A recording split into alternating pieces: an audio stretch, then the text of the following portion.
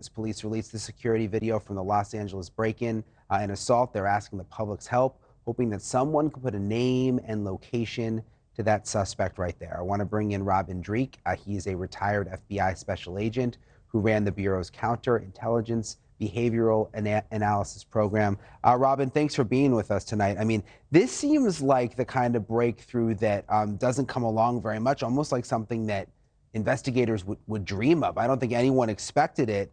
What happens next? I mean, do they have to actually get this guy in to get a full-on DNA match to actually connect him? So what the first thing they're going to do is, and you're right, it's a fantastic break for them because it gives them another layer of investigation, another great data point for them to go to. And coordinating with LA right now is going to be really paramount. Looking at the victim out there to see if there's any similarities between the victims, and also trying to figure out what happened between March and now with this individual. I mean, there's a lot more to do, like you said, but it gives a lot of hope.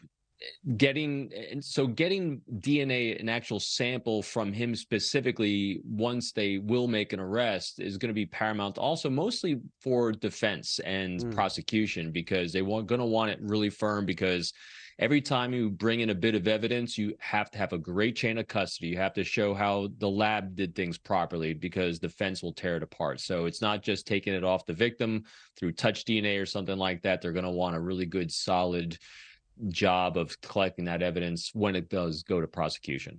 I was wondering, like, let's say they're not able to find this guy, but someone comes forward and says, I know who he is. This is his identity. This is who this guy is. But they're still not able to actually go arrest him.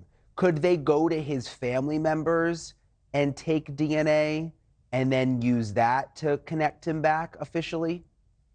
Yeah, it's a great question. They've been using that a lot. Matter of fact, just because they haven't put out in the Koberger case about how they did that kind of match as well, the specifics of it. But yeah, using family trees, they can identify through ancestry.com and places like that allow law enforcement to go in to see the family trees and relations. That gives great leads on relations there. So it is possible to do it that way. Again, it's going to come down to the jurisdictions, what kind of legal authorities they have, and permissions as well. But yeah, it's a great opportunity. Yeah, and you bring up Koberger. I mean, that's what they were debating today in court for most of the day, that genetic genealogy. So I see what you're saying. They have to be careful once it does get into a courtroom.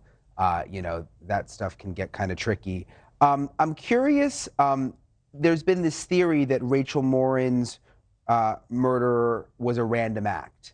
Do you think this new development with this guy, with them possibly connecting it to him, goes to that point? I mean, where do things stand? Do you think it was random? That is always the question, isn't it? Every time I think something's not random, it's random, and vice versa. A great trained investigator will always keep their options open. If you go into any investigation with a trying to prove what your theory is, you're going to miss absolutely everything. So I think going into it with a complete open mind, just like the surprise was like, wow, this is linked to LA.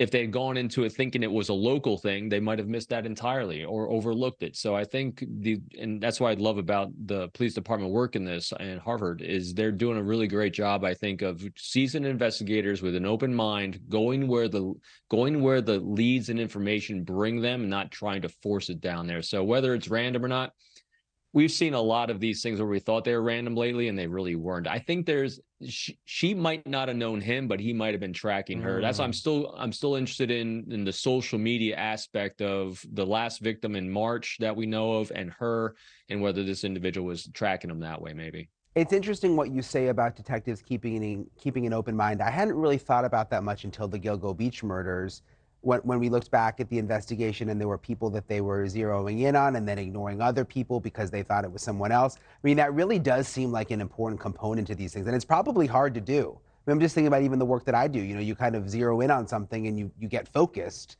But what if it's the wrong person?